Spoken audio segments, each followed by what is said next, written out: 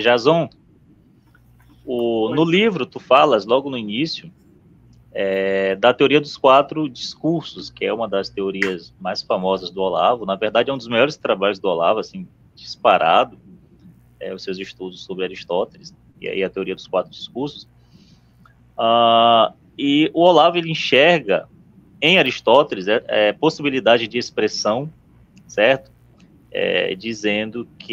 Demonstrando como que o discurso humano se atualiza de 4 modos distintos, que é a teoria dos 4 discursos aqui, de forma bem simples e rápida. O poético, que trata do possível, o retórico, que trata do verossímil, o dialético, que diz respeito ao provável, e, por fim, o analítico, que trata do certo. Isso não é original do Olavo. O Olavo, tu falas, inclusive, isso no livro, o Olavo não inventou isso aí, certo? Essa inserção da poética e da retórica no organon aristotélico é algo que já havia sido feito pelos antigos neoplatônicos e pelos medievais árabes, né? Eles chamavam isso aí de teoria do contexto. Só que tu diz o seguinte, a ideia não é original do Olavo, mas o tratamento que o Olavo dá, certo? O desenvolvimento que o Olavo dá, o aprofundamento que o Olavo faz disso aí, é original. Tu poderias falar sobre isso? Posso sim.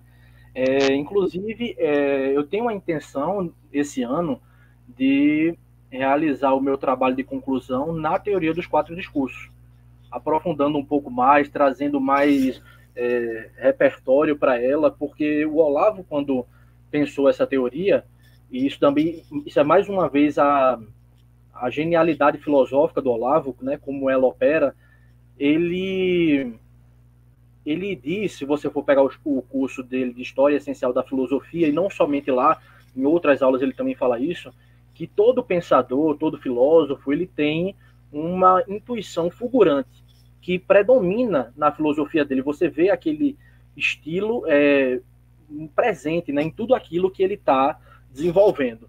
Então, o que ele fala do Aristóteles? Qual seria a intuição mais fundamental do Aristóteles, segundo o professor Olavo? É justamente a ideia de unidade orgânica. E ele vai ter essa ideia de unidade orgânica justamente, e aí mais uma vez o que eu estava ali falando a vocês,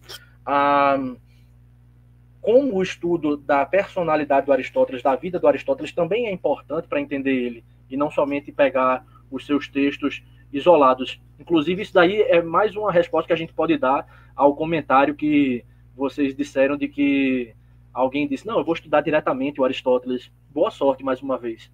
Você não vai compreender nada fazendo isso. Né? É necessário comentadores para... Se uma pessoa dessa pegar o livro da física, ele não passa do primeiro capítulo. Ele tem uma congestão cerebral, como diria o professor Olavo.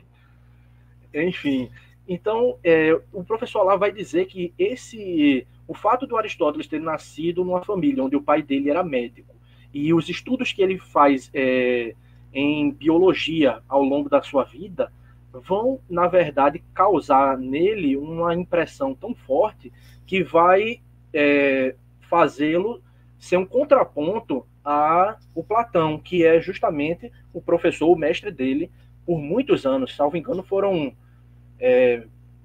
quase 30 anos que ele foi aluno do Platão, até o falecimento do Platão. Né? Ele só foi deixar a academia depois desse período.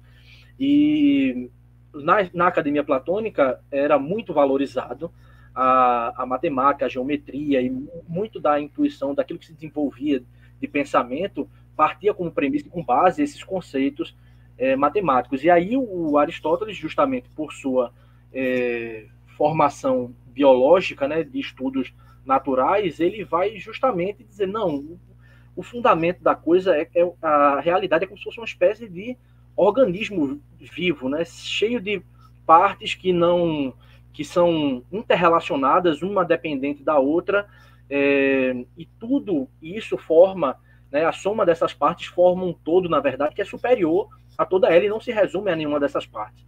Então, a ideia de unidade orgânica ela vai ser presente na filosofia do Aristóteles, e o Olavo vai usar essa ideia de unidade orgânica para a teoria do discurso do Aristóteles. É por isso que ele vai localizar a ideia dos 4 discursos. Ele vai ver, sim, uma sugestão disso em Tomás de Aquino e em Avicena, como ele diz logo no início do livro, quando você pega a primeira página, eu acho que a primeira ou segunda nota de rodapé, ele já vai estar explicitando isso, né, onde ele localizou essa ideia, mas a ideia também não se resumiu a isso, porque como ele tinha essa ideia holística, né, de um Aristóteles holístico, ele disse, não, vamos aplicar isso à teoria do discurso do Aristóteles e ver no que é que dá.